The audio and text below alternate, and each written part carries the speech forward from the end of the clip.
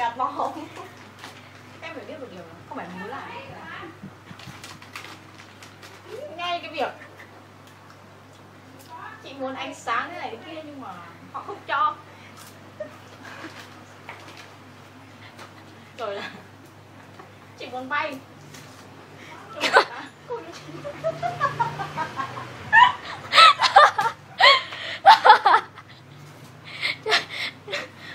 siêu.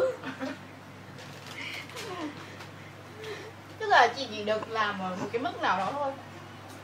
Tức là chị rơi 50% thì người ta chỉ cho chị làm 5%. Ê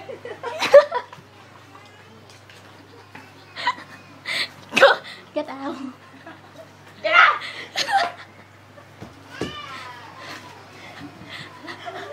Nói chung là chị cũng phải chấp nhận thôi, tại vì chị quá chị lớn.